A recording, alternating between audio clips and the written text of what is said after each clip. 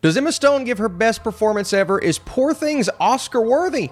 Let's talk about it. What's up, flick fans? Welcome back to my channel. Yorgos Lanthimos is back with his brand new film starring Mark Ruffalo, Willem Dafoe, Emma Stone. It's Oscar season, so today we're going to answer the question, is Poor Things an Oscar movie? Well, we're waiting. This is the incredible tale about a fantastical evolution of Bella Baxter, a young woman brought back to life by the brilliant and unorthodox scientist Dr. Godwin Baxter, and it's rated R. There's strong sexual content, graphic nudity, disturbing material, gore, and language. It is a very hard R-rated film. Some would argue it should be even more than R? What is it, NC-17? Is that it? It'd be a lot cooler if you did. We'll get into that here in a bit. Yorgos Lanthimos, director of The Favorite, which I thought was a really good film. Killing of a Sacred Deer, I'm not as high on, but The Lobster is so inventive. I had no clue what Poor Things was supposed to be, other than on its surface looking like a very different version of Frankenstein. Emma Stone's character kind of slowly learning how to be human, but also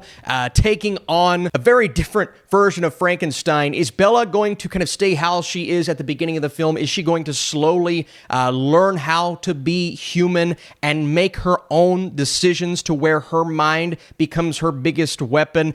There were so many possibilities of where this film could go. And then you have Willem Dafoe, who is playing Dr. Godwin Baxter, a.k.a.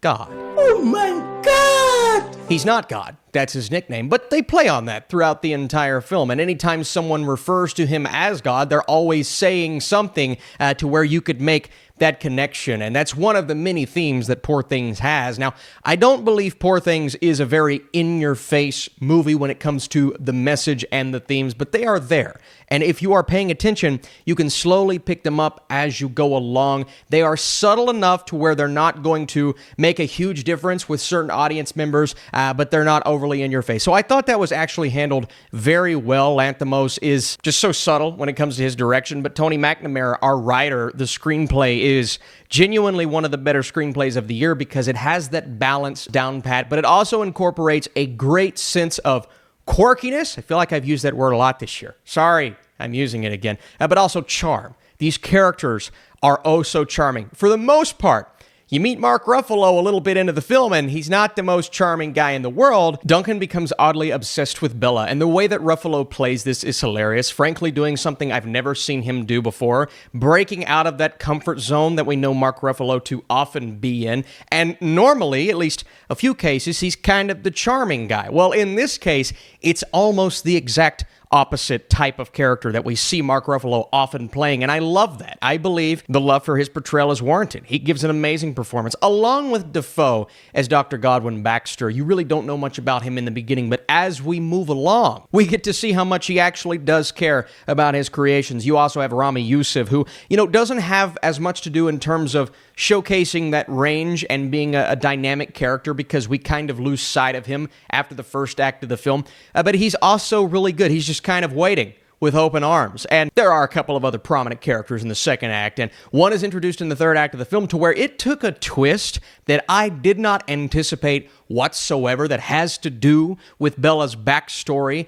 At first, it just caught me off guard because I'm like, okay, I thought the movie was about to be over, but we had this entirely different type of third act than I was expecting. That being said, it added so much to the character of Bella, I didn't mind it. And it all comes back to, again, the screenplay. It's just really well written throughout. Now, I will say, and this is one of my criticisms, I'm not seeing a lot of it, so maybe I stand alone here.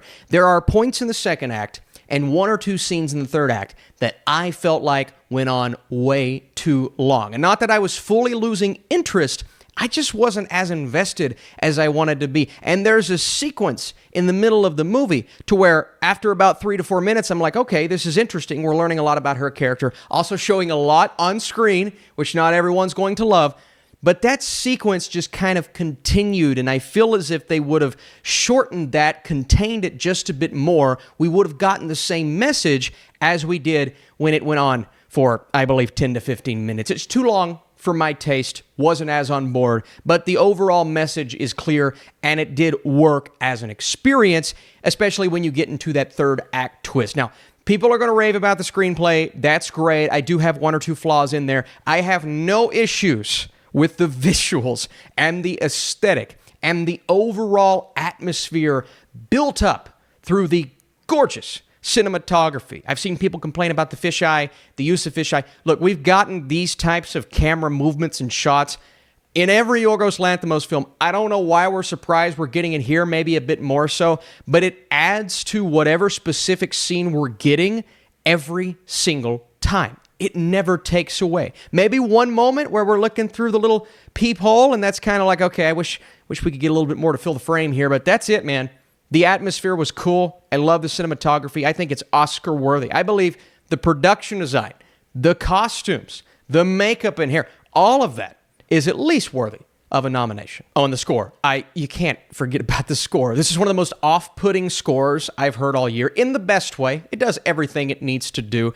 It is strange, but this movie is strange. The effects are crazy, a lot of them prosthetics, but it's really playing on the fact that this is a Frankenstein style of movie with a twist and a turn and a character who learns, and Emma Stone, who is committing in a way that I've never seen her commit before, down to the movements of how she is moving in the beginning, not really knowing how to do anything beyond speaking simplistic and moving simplistic, but she slowly does more as the movie progresses and learns a lot about herself in the process. Personally, I'm going to dock the pacing. I didn't love it in the second act. I just feel like we went in a few too many directions, whereas when it's working really, really well, it's focused on our characters. And some are going to watch this and say it's just too much with the sex and the nudity, and it is a lot. As you know, I'm the type of guy who loves watching movies with my parents. I wouldn't watch this film with my parents. I know that I'm not going to dock the movie for that, but I'm just telling you. I'm just saying. Those sequences, they went on a little long for me. I got the point at the beginning. Again, it comes back to, pacing wasn't the strong suit of this film, but that's really the only major weakness I see. Everything else is either good to great to the score, which is just top notch. I gotta tell you, it was perfect. Austin, is this film Oscar worthy? Do I have it in my 10 best of the year? Not right now, but it's close enough to where I'm not going to be upset if it gets a nomination. Does it have a shot to win? I'm just not seeing the love for it that I'm seeing for other films like an Oppenheimer, even a Barbie, Killers of the Flower Moon. It does have a chance, but how is it going to play to the older demographic, to those who are voting for Best Picture, and they're looking at this going, wow, that's just too weird of a movie?